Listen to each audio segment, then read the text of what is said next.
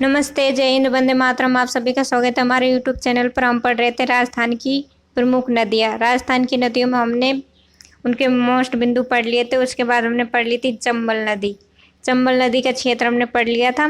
देखो, चंबल नदी में हमने पढ़ा था ये जानापाव पहाड़ी से निकलती है। उसके बाद ये यमुना इटावा इटावा एमपी में यमुना में जाकर मिल जाती है। इस पर 4 बांध बने हुए थे।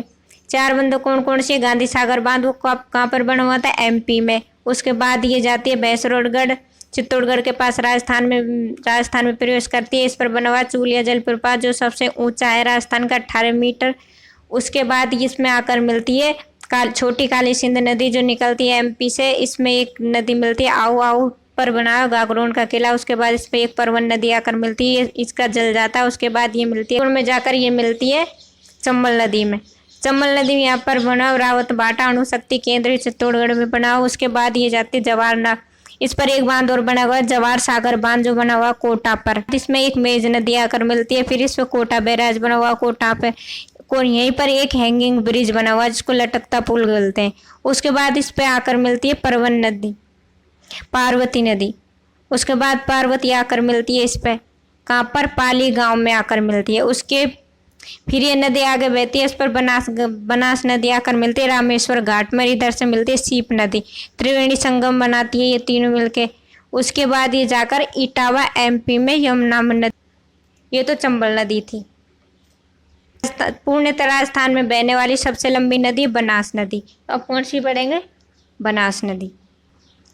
अब देखो, बनास नदी का उद्गम कहाँ से हो रहा है? खमनोर राजसंबंध से, है ना। ये बनास नदी यहाँ से ये जाती है, चंबल में मिल जाती है। तो बनास नदी का उद्गम कौन सा? खमनोर राजसंबंध। यहाँ से निकल के देखो, ऊपर की साइड से एक नदी आकर मिलती है इसमें, कोठारी।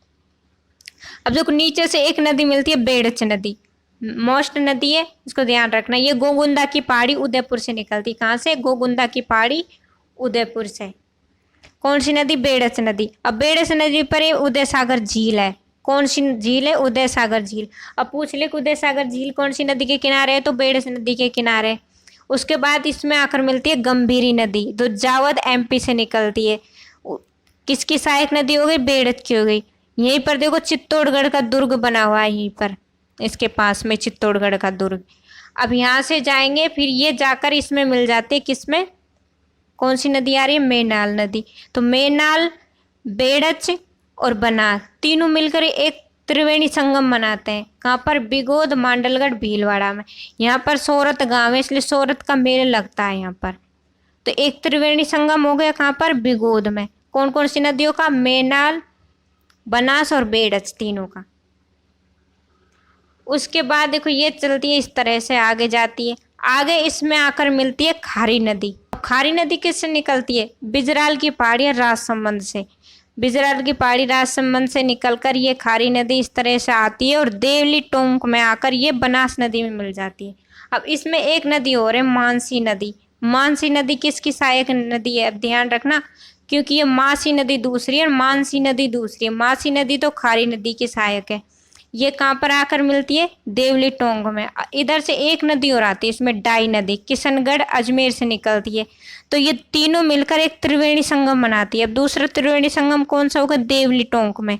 यहाँ पर है राजमहल की पहाड़ियाँ। तो राजमहल की पहाड़ियाँ इसलिए प्रसिद्ध है क्योंकि यहाँ पर तांबड़ा सर्वाधिक निकलता है, तांबड़ा के लिए प्रसिद्ध है। तो देवली टोंक में दूसरा त्रिवेणी संगम हो गया। उसके बाद ये आगे बहती है, आगे जाकर इस पर बना गया बीसलपुर बांध। देवली टोंक में बीसलपुर बांध बना गया। अब देखो, ये सबसे बड़ी पेयजल योजना है राजस्थान की, और सबसे बड़ा एक करकिट बांध है। किससे बना है? करकिट से बना हुआ है ये बांध। अब जयपुर, अजमेर, टोंक तीनों को जलापूर्ति करता है बीसलपुर बांध, इसलिए सबसे बड़ी पेयजल योजना हो गई। तो जयपुर को भी, अजमेर को भी, टोंक को भी, है ना। तो बीसलपुर सबसे बड़ी पेयजल योजना होगा। बीसलपुर बांध कहाँ पर होगा? बनास नदी पर। कहाँ पर बना हुआ? देवली टोंक में। उसके बाद इसमें एक नदी आकर मिलती है, मासी नदी। अब देखो, ये तो मानसी नदी और ये मासी नदी है। मासी किसकी हो गई? बनास की सहायक नदी। उसके बाद ये इस प्रकार से आगे जाती है और यहाँ पर एक नदी और आकर मिलती है, मोरेल नदी, इसकी सहायक नदी है। ये चैनपुरा की पहाड़ी बस्सी जयपुर से निकलती है, मोरेल नदी। और ये हाड़ोती गांव, और देखो हाड़ौती प्रदेश नहीं, ये हाड़ौती गांव है, कहाँ पर, करौली में।